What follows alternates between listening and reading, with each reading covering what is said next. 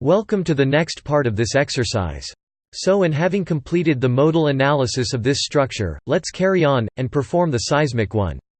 For this purpose, let's quickly go over some of the configuration steps we should take, before performing this type of analysis.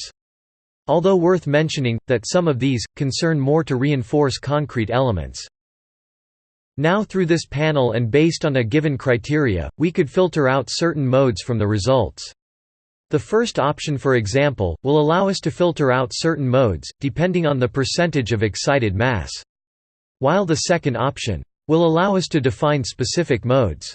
Namely, that through these options, we could exclude certain modes from the corresponding tables of results.